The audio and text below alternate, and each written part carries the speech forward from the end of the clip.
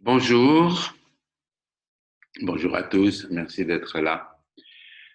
Aujourd'hui, je vais vous parler un peu de Bodhidharma, Hoy les voy a hablar un poco sobre Bodhidharma. Bienvenidos a todos. un petit peu l'histoire, parce que son histoire et son traité, Porque su historia y su tratado. parce que Bodhidharma est à la source du Chan Él está al origen del Shan et a représenté par rapport au bouddhisme indien y representó con relación al budismo hindú une forme de révolution. una especie de revolución. Donc la tradition veut que le Chan en Chine La tradición dice que veut que le Chan en Chine dice que el Shan en China a été introduit par un moine indien, fue introducido por un monje hindú qui s'appelait donc Bodhidharma. que se llamaba Bodhidharma, Il est arrivé dans la dernière partie du 5e siècle. que llegó a finales del siglo V. Mais à cette époque-là, il y avait déjà environ 2000 temples bouddhistes En esa época ya habían unos 2000 templos budistas et 36 000 moines dans le sud de la Chine. y 36.000 monjes en el sur de China.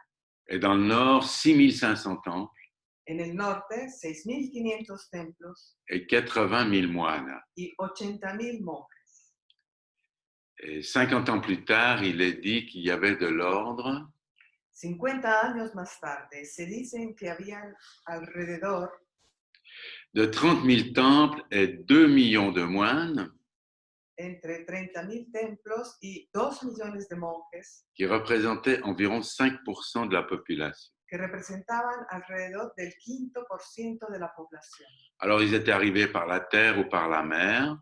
Estos monjes habían llegado a través de tierra o mar, Et ceci bien avant Bodhidharma, des centaines d'années avant. y esto mucho antes de la llegada de Bodhidharma.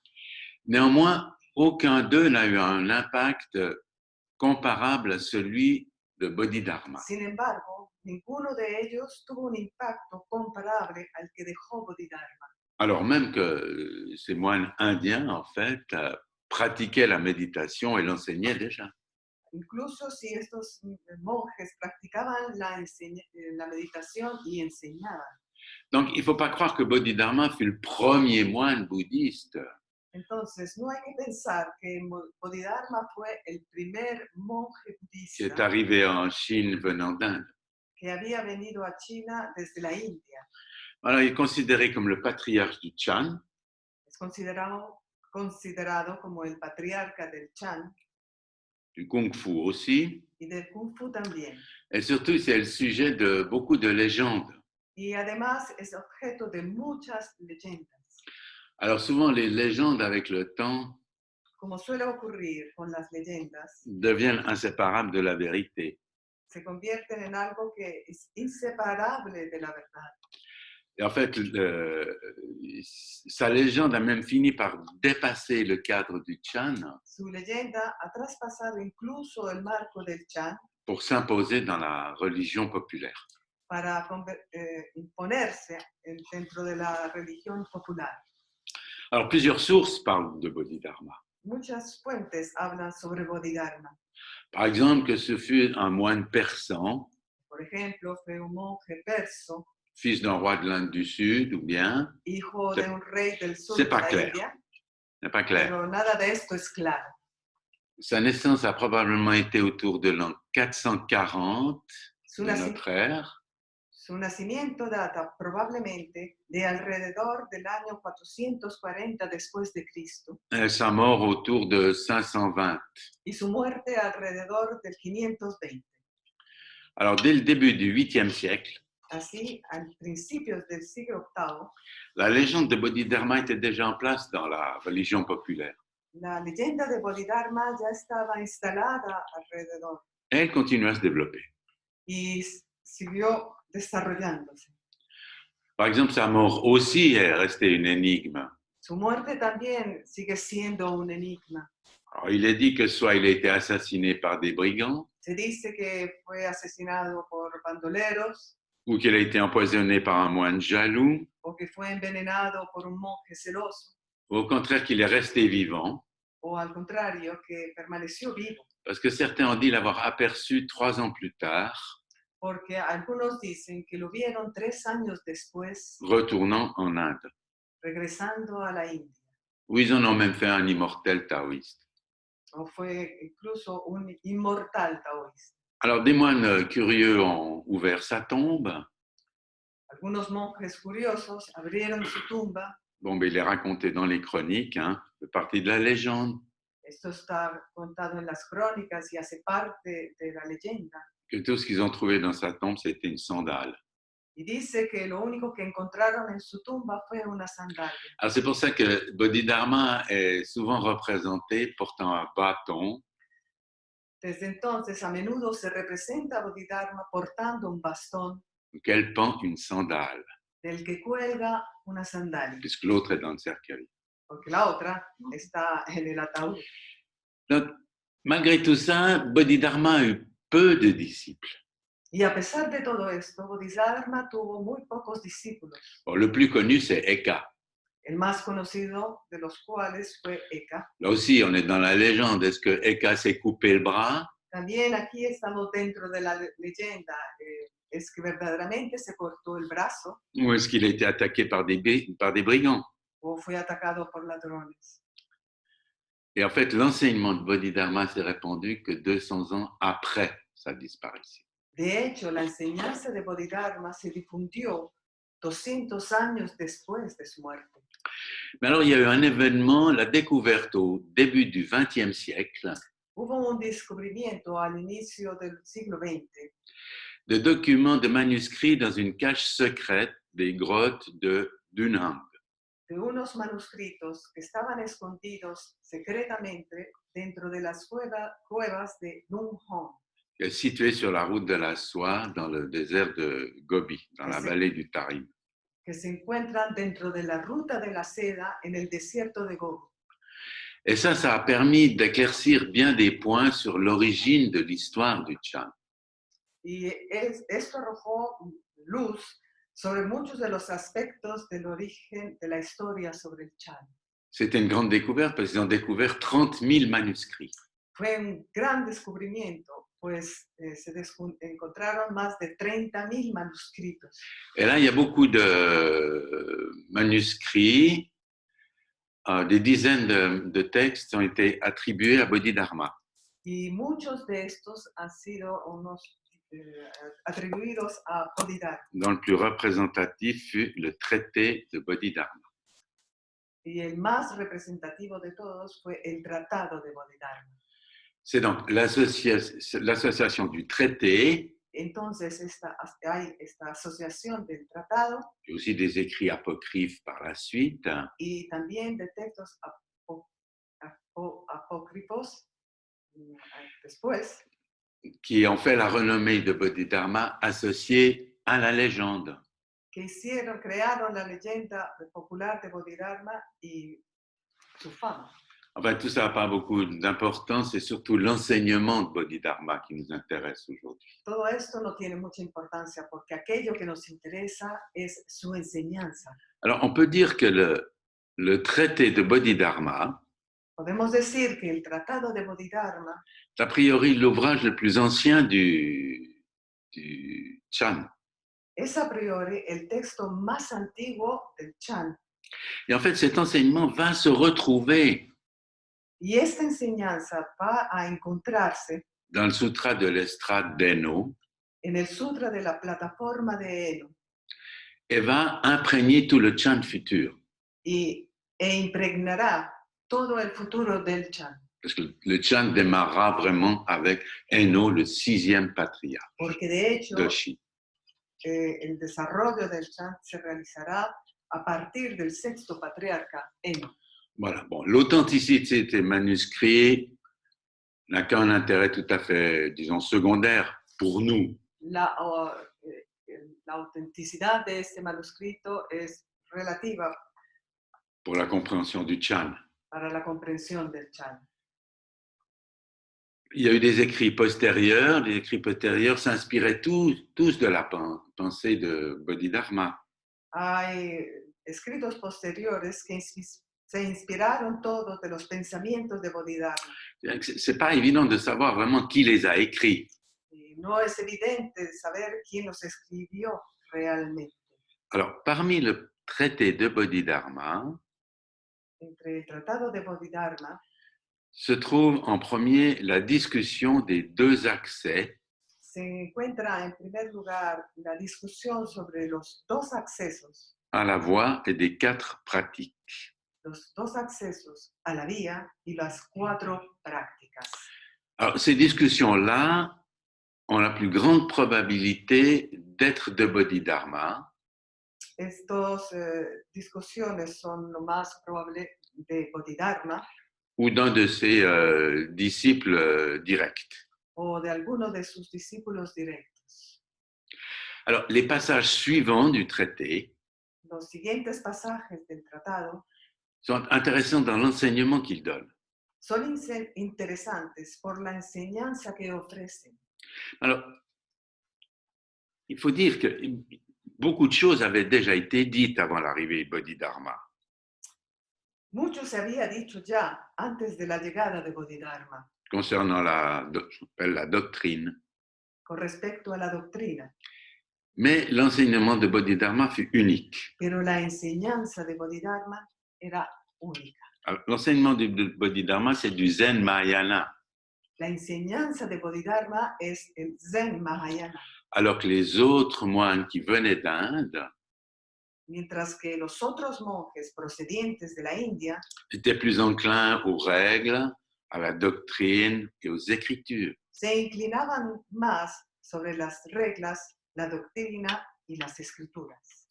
Ça n'empêche pas qu'il instruisit également ses disciples à la méditation et à la discipline. Sin embargo, también enseñó a sus discípulos la meditación y la disciplina. Alors, le traité des deux accès, El tratado de los dos accesos, accès par le principe el acceso a través del principio et les 4 accès par la pratique. y los 4 accesos a través de la práctica. Bon, il y a évidemment de multiples accès qui mènent à la voie. Obviamente hay múltiples accesos que llevan a la vía, Il y a aussi de multiples conditions qui y participent. como igualmente múltiples condiciones que participan a ella. Mais pour lui, pour Bodhidharma, il existe 2 aspects. Pero en la base para Bodhidharma hay 2 aspectos. La raison, le principe ou la doctrine, La razón, el principio o doctrina, et la pratique, la méthode. y la práctica, el método. Alors, on peut rapprocher la raison ou le principe de la dimension absolue ou immédiate. La razón o el principio pueden asemejarse a la dimensión absoluta o inmediata, Alors que la pratique, elle est du domaine graduel. mientras que la práctica se sitúa en el ámbito gradual. Alors, ces choses vont se retrouver vraisemblablement dans les variations d'approche du Chan, Esto probablemente se refleja en las variaciones del enfoque del Chan, plus tard, entre l'école du Sud, introduite par Eno, que más adelante se pondrán en evidencia en la Escuela del Sur introducida por Eno, l'école immédiate, la Escuela de lo Inmediato, et l'école du Nord par Jinshu, y la Escuela del Norte por Jinshu, l'école graduelle. la Escuela Gradual.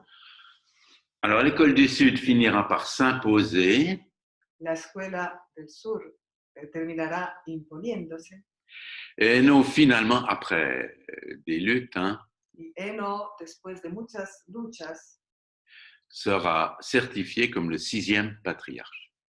será certificado como el 6º patriarca. Bon, donc, ce qui est appelé pénétration ou accès du principe, Lo que se llama penetración o acceso al principio c'est de réaliser que tous les dharmas, donc tous les phénomènes, es la comprensión de que todos los dharmas, es decir, todos los fenómenos, sont conditionnés. están condicionados. C'est-à-dire qu'ils proviennent de conditions multiples Es decir, que surgen de múltiples condiciones et ils ne sont pas intrinsèques. y no son intrínsecas. Ils sont par conséquent illusoires, Por lo tanto, son ilusorias, impermanents impermanentes et liés à toute chose par l'interdépendance. y están vinculadas a todas las cosas por la interdependencia. Donc il s'agit de faire disparaître de notre esprit cette forme de maladie de l'esprit Por lo tanto, se trata de eliminar de nuestra mente esta enfermedad de la mente, qui est leur croyance en leur existence réelle, dit Bodhidharma. que está ligada a la creencia de su existencia real, nos dice Bodhidharma. Alors cette maladie de l'esprit s'applique aussi aux humains. Esta enfermedad de la mente también se aplica a los seres humanos, Qui croient qu'ils existent par eux-mêmes. que creen que existen por sí mismos. Alors qu'est-ce qu'on peut ajouter? Notre forme humaine est réelle. Lo que podemos añadir es, por supuesto, nuestra forma humana, que es real, C'est qu'une forme. pero solo es una forma. Alors le fait de croire à son existence intrinsèque, particulière, et évidemment à ce moment séparée de tout, Por lo tanto, podemos añadir que, por supuesto, nuestra forma humana es real, pero es solo en su forma. le fait de croire à son existence intrinsèque, particulière, El hecho de creer en su forma particular y séparée de tout, separada de todo, bon, ça c'est la source de nombreux problèmes. es la fuente de muchos problemas. La séparation de l'homme et de la nature, La separación del hombre y la naturaleza, on en connaît les effets désastreux sur le climat, donde conocemos los efectos desastrosos sobre la naturaleza, el clima, la séparation entre nous-mêmes et les autres, la separación entre nosotros y los demás, qui donne naissance au racisme délétère, que da nacimiento al racismo deletérea, à l'antisémitisme, al antisemitismo, à l'islamophobie, a la islamofobia, aux guerres, aux conflits de territoire et à l'égoïsme. a las guerras y a los conflictos territoriales y también al egoísmo. Donc croire à l'existence intrinsèque des choses est source d'innombrables poisons sur la terre. Por lo tanto, todo esto es fuente de innumerables venenos en nuestra tierra. Et de plus, cette croyance induit les gens à penser qu'ils possèdent les choses. Además, esta creencia lleva a la gente a pensar que son dueños de las cosas, Ou pire, des personnes, comme dans l'esclavage. y peor aún, pensar que incluso las personas, como durante la esclavitud. Alors, comment est-ce qu'on pourrait prétendre posséder la terre, ¿Cómo podemos pretender ser dueños de la tierra, des attributs, des choses, de sus atributos, de las cosas, et penser qu'ils nous appartiennent en propre, y pensar que nos pertenecen? si on arrive à digérer que tout n'est que forme transitoire, Si logramos digerir que todo no es sino transitorio totalement liées entre elles. y totalmente ligado entre sí. Alors, cette croyance a beaucoup d'effets nocifs. Esta creencia, desafortunadamente, tiene muchos efectos nocivos Socialement, en lo social, politiquement, en lo político également personnellement, égoïstement. y a nivel personal, egoístamente. Alors, l'accès de la voie par le principe, Entonces, el acceso a la vía a través del principio c'est justement de couper cette croyance illusoire. es precisamente cortar con esta creencia ilusoria. Et l'accès par le principe signifie également de réaliser que tous les êtres El acceso a través del principio también significa darse cuenta de que todos los seres partagent la même nature véritable, comparten la misma naturaleza verdadera, immanente, inmanente unique. y única. Elle n'est pas apparente parce qu'elle est cachée par nos sensations, nos illusions. Que no es aparente porque está oculta por nuestras sensaciones e ilusiones.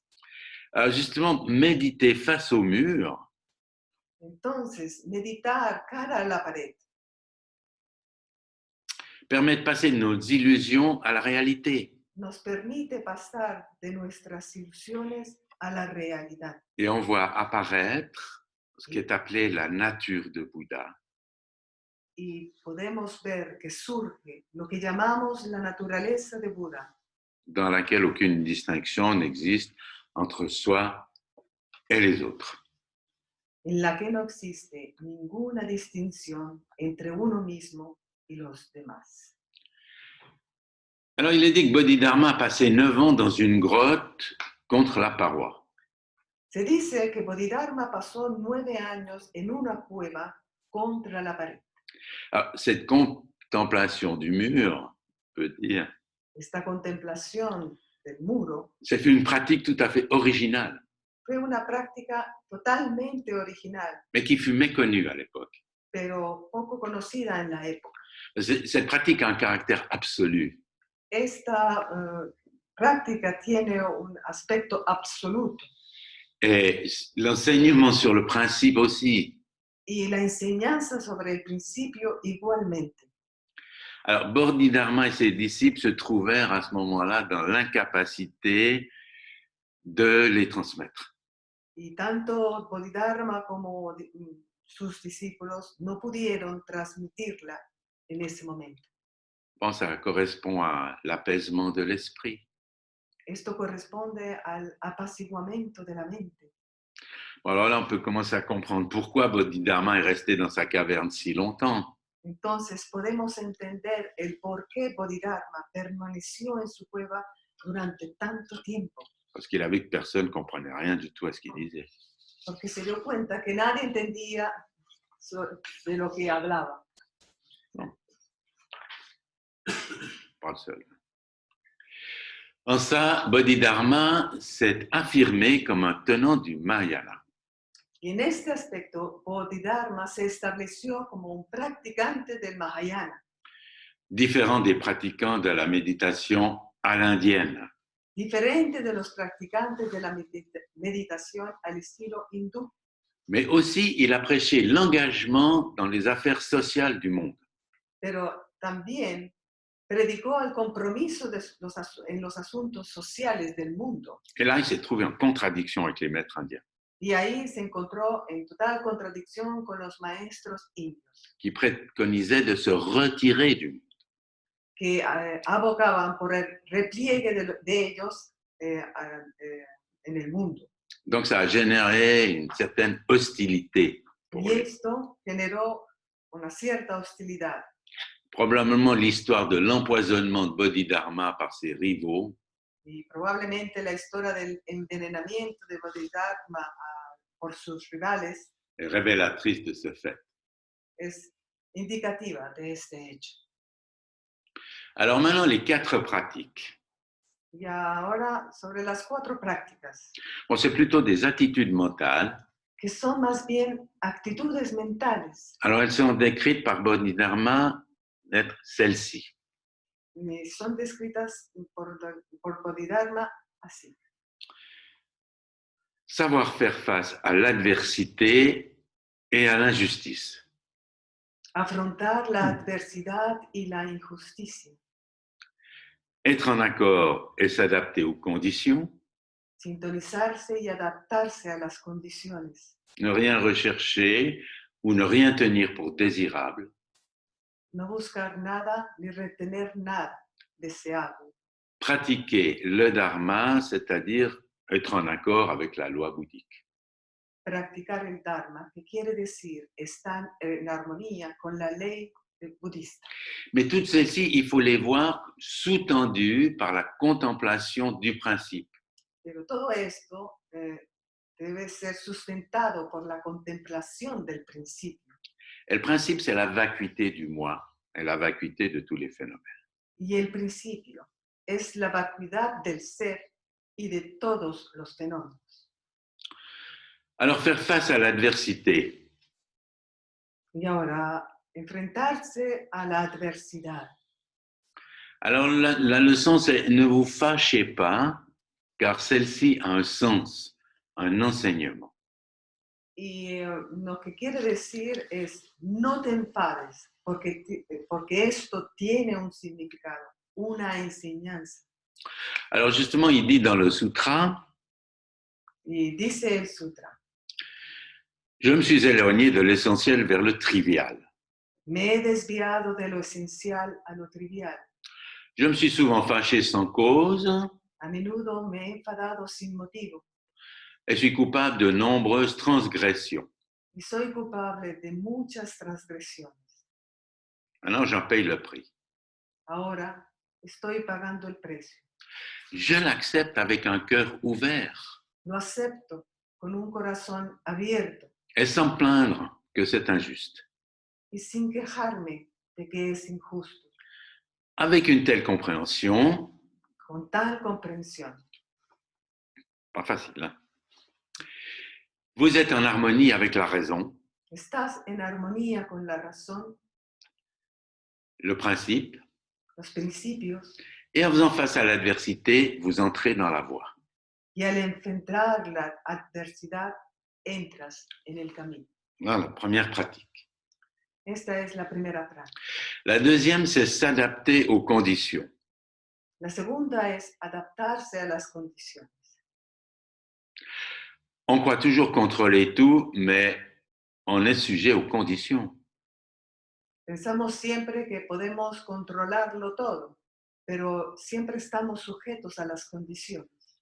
Toute joie ou souffrance que nous traversons dépend des conditions.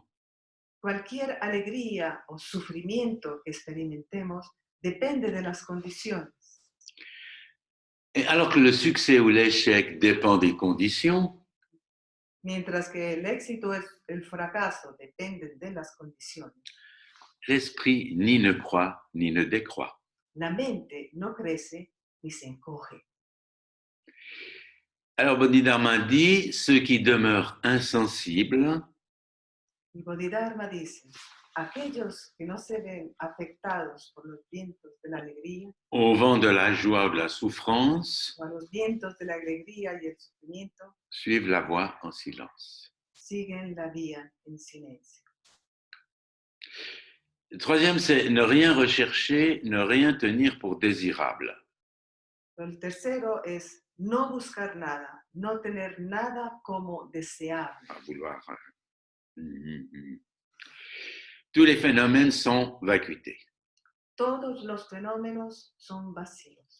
Donc la soif, le désir inassouvi, les chaînes du désir, c'est dukkha. La sed, el deseo insatisfecho, las cadenas del deseo son dukkha. Dukkha, c'est la souffrance, l'insatisfaction. Dukkha es el sufrimiento, la insatisfacción. Et donc il dit, lorsque vous ne recherchez rien, vous êtes sur la voie. Cuando no buscas nada, estás en el camino. Ce qui veut dire que si vous recherchez la voie, vous n'êtes pas dessus. Esto quiere decir que si buscas la vía, no estás sobre ella. Le dernier, c'est pratiquer le dharma ou être en harmonie avec la loi bouddhique. El último es practicar el Dharma o estar en armonía con la ley budista. Alors là, le dharma, c'est la vérité, El Dharma aquí es la verdad, que toutes les natures sont en essence pure. que todas la naturaleza son en esencia puras, Pure, ça veut dire non souillée, es decir, no manchadas, comme l'eau pure, como el agua pura, et que les apparences sont vacuités. y que las apariencias son vacías. Les apparences, ça n'existe pas en soi-même. Hein? pour ça qu'on appelle ça des apparences. ¿no? Ok. Esto es quiere decir que no somos nosotros mismos. Es por esto que las llamamos apariencias. Ben, il n'inclut pas le moi. Quiere decir, esto no incluye el yo. Le moi, ça oui, le moi. Car il est pur, le dharma est pur de l'impureté du moi. Porque el Dharma es puro de la impureza del yo. Le moi, c'est quelque chose qu'on fabrique nous-mêmes. Hein. El yo es algo que fabricamos nosotros mismos. Ça n'existe pas en soi. No existe en sí mismo. Pensez aussi la source du don, Es también la fuente del dar, sans préjugés ni attachement. sin prejuicios ni apegos. Alors à ce moment-là, les bodhisattvas sont capables d'aider les autres. De esta manera, los bodhisattvas son capaces de ayudar a los demás Et de glorifier la voie de l'éveil. y glorificar la vía de la iluminación. En résumé, tout ça se résume à En resumen, todo esto se resume en s'agit d'abandonner le moi, se trata de abandonar el yo, d'arrêter de créer du moi. de dejar de crear un yo. À ce moment-là, le dharma, les pratiques éthiques Y en ese momento el Dharma, las prácticas éticas, pourront apparaître naturellement en nous. podrán aparecer de forma natural en nosotros. Voilà, ça c'est pour les deux entrées dans la voie. Esto es con respecto a las dos entradas en la vía. Ensuite, il y a une première discussion, nos traités, Después hay una discusión en el tratado que l'on appelait le discours de la lignée du sang. que llamamos el discurso del linaje de sangre. La lignée du sang, c'est la lignée de la transmission. Que el linaje de sangre es el linaje de la transmisión. Pourquoi? Parce qu'au premier traité, qui est le plus ancien, ce qu'on a vu, Porque en el primer tratado, que es el más antiguo, sont ajoutés dans l'enseignement de Bodhidharma 3 discours, qu'on appelle 3 sermons. se han añadido 3 discursos, 3 sermones de la enseñanza de Bodhidharma. Et donc le premier, c'est ce qu'on appelle le discours de la lignée du sang, et il parle essentiellement de l'esprit. Y el primero es el discurso sobre el linaje y habla esencialmente de la mente. Alors là, il faut se souvenir que le terme d'esprit, ça vient du caractère shin, Hay que recordar que el término mente proviene del carácter chi, qui recouvre les significations à la fois du cœur, de la pensée, du mental, de l'esprit. C'est un terme ambigu. que abarca, entre otros, los significados de corazón, C'est un terme, pensamiento y mente. c'est un terme générique en chinois. Es un término ambiguo, pero es también un término genérico. D'ailleurs, qui c'est qui pourrait répondre à la question « Qu'est-ce que l'esprit ?» ¿Quién podría responder a la pregunta ¿qué es la mente? Alors, le centre de son discours peut se résumer comme ça. El núcleo de su discurso podría resumirse de esta manera. Tout ce qui apparaît dans les 3 domaines provient de l'esprit. Todo lo que aparece en los 3 reinos proviene de la mente. Les 3 domaines, c'est le passé, le présent, l'avenir. Los 3 dominios son el pasado, el presente y el futuro. Votre propre esprit est Bouddha. Tu propia mente es Buda. Au-delà de cet esprit, vous ne trouverez jamais un autre Bouddha. Más allá de esa mente, nunca encontrarás otro Buda. Le Bouddha est un produit de votre esprit. El Buda es un producto de tu mente. Pourquoi chercher un Bouddha au-delà de cet esprit? ¿Por qué buscar entonces un Buda más allá de esta mente? Donc, vous voyez que Bodhidharma se distance beaucoup du bouddhisme originel. Como pueden ver, Bodhidharma se diferencia mucho del budismo original, Où le seul être éveillé était le Bouddha Shakyamuni, donde el único ser iluminado era el Buda Shakyamuni et tous les suivants étaient des auditeurs. y todos los demás eran auditores. On n'assiste plus à la glorification du Bouddha historique, Ya no estamos glorificando el Buda histórico, Il s'agit bien principalement de l'esprit. sino que se trata principalmente de la mente. Donc, vous voyez la révolution par rapport au bouddhisme indien. Se trata entonces de una gran revolución en comparación con el budismo hindú. Bodhidharma et le début du Chan, Bodhidharma, en el origen del Chan, c'était une révolution du paradigme bouddhiste. fue una revolución en el paradigma budista, Et ça a donné naissance plus tard au Zen. que más tarde donará el Zen. Alors, la formule qui consiste à dire l'esprit lui-même est Bouddha, La fórmula que consiste en decir la mente misma es Buda. alors on a vu avec Shin, ça prend des sens très différents selon l'interprétation que l'on fait du mot de l'esprit. Adquiere significados totalmente diferentes según la interpretación que se haya de esta mente. Lo hemos visto con Chin. Si c'est l'esprit pur, Si es la mente pura, la nature de Bouddha immanente en chacun, la naturaleza de Buda inmanente en cada uno, ou si c'est au contraire l'esprit vu comme le mental dominé par les passions. o si por el contrario lo vemos como la mente vista dominada por las pasiones. Alors, s'il s'agit de l'esprit originel, Si se trata de la mente original, en quoi consiste la pratique? ¿en qué consiste entonces la práctica? La pratique consistera à retourner à la pureté de cette originalité. Entonces la práctica consistirá a volver a la pureza de esta espiritualidad. Alors que s'il s'agit du mental agité, Mientras que si se trata de la mente agitada, la pratique ne sert à rien, c'est-à-dire elle peut même être nuisible si on confond le mental avec Bouddha. la práctica no sería inútil e incluso puede ser perjudicial si la mente se confunde con Buda. Donc, vous voyez, au départ, il faut savoir de quoi on parle. Entonces, como ven, tenemos que entender desde el principio de qué estamos hablando. Il y a deux registres, Hay dos registros.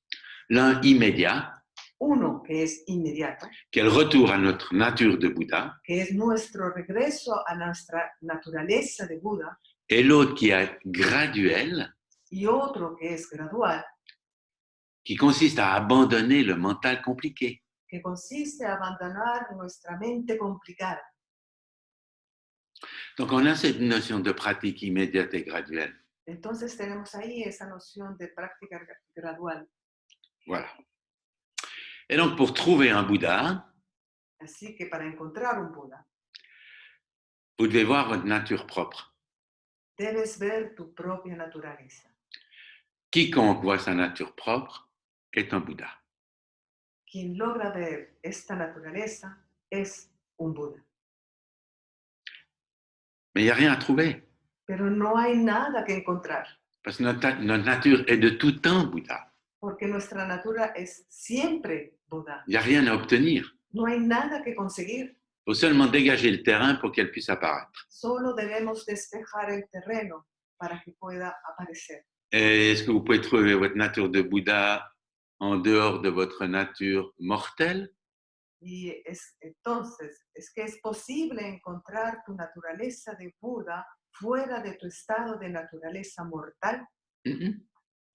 Notre nature mortelle est notre nature de Bouddha. Nuestra naturaleza mortal es nuestra naturaleza de Buda Elle ne se trouve pas ailleurs. y no se encuentra en ninguna otra parte. Au-delà de notre nature mortelle, il n'existe aucun Bouddha. Más allá de nuestra naturaleza mortal, no hay ningún Buda. Donc, il faut arrêter avec des fantasmes mystiques. Entonces hay que parar con estos fantasmas místicos. Et aucune nature n'est à additionner à la nature de Bouddha. Tampoco no hay ninguna otra naturaleza que añadir a la naturaleza de Buda. Notre propre nature mortelle. Es nuestra propia naturaleza mortal.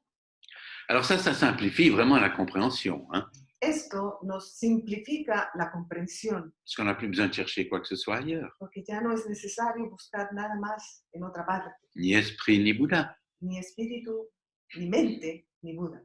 Cet esprit n'est pas en dehors de votre corps matériel, Esta mente no está fuera de nuestro cuerpo material, constitué des 4 éléments. que está constituido por los 4 elementos.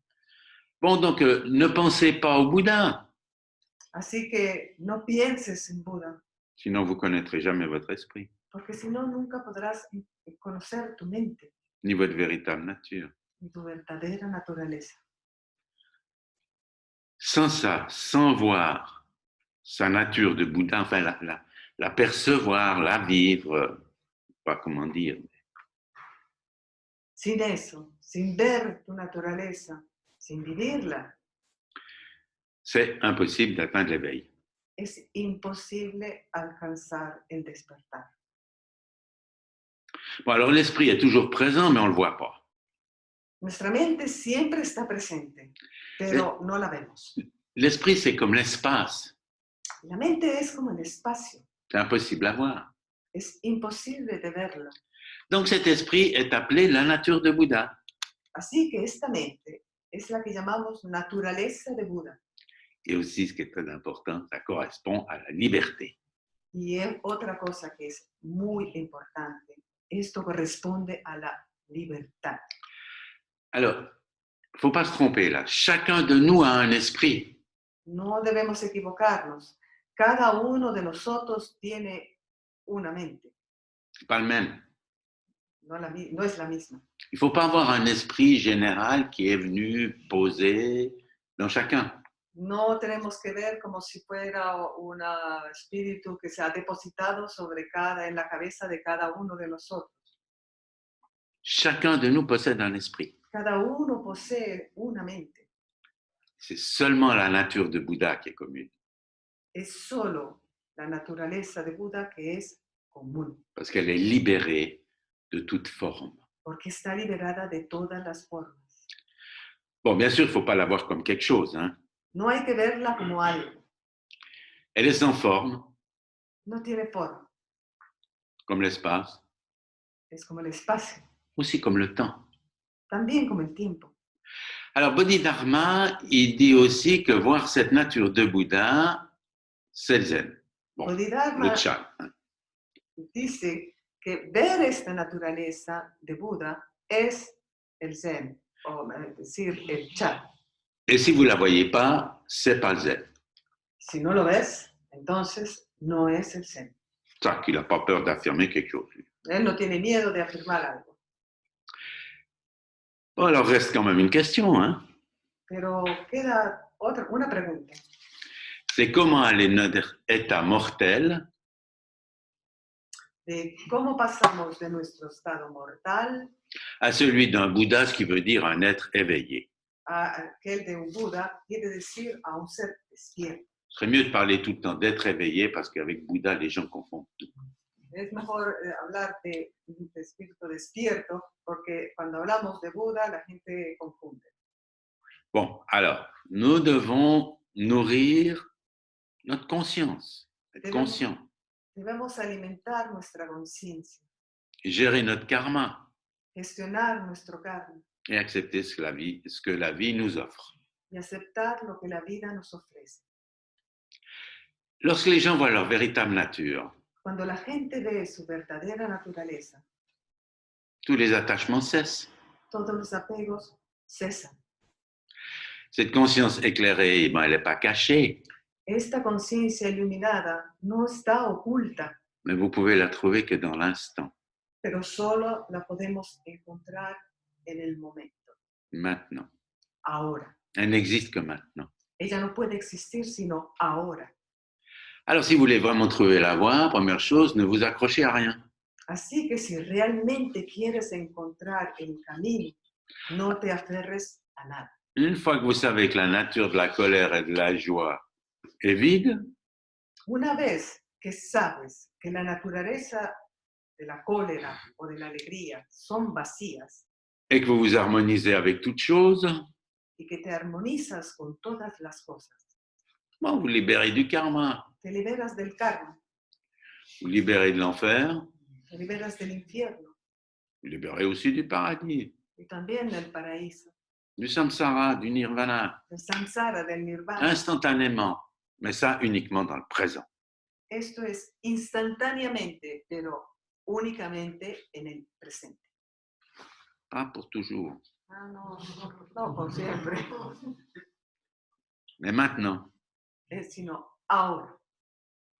Il faut dire aussi que c'est toujours maintenant.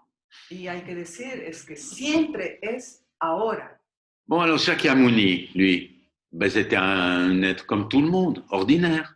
Shakyamuni, de hecho, era un ser como todos los demás, ordinario, Parce que chacun possède la nature de Bouddha. porque todos poseen la naturaleza de Buda. Chacun possède la nature de l'esprit, de son esprit. Cada uno posee la naturaleza de la mente, de su mente. Et chacun peut devenir Bouddha, un être éveillé. Y cada uno puede convertirse en un Buda, en un ser despierto. En réunissant les bonnes conditions. Pero esto, obviamente, reuniendo las condiciones adecuadas. Et donc, il faut faire dans l'instant Entonces, debemos hacer sobre el instante l'expérience de cette vacuité universelle la experiencia de este vacío universal qui est immanente. que es inmanente. Voilà la première partie de ces Teisho sur le traité de Bodhidharma. Esta es la primera parte del texto sobre el tratado de Bodhidharma. Je vous remercie beaucoup. Les agradezco mucho.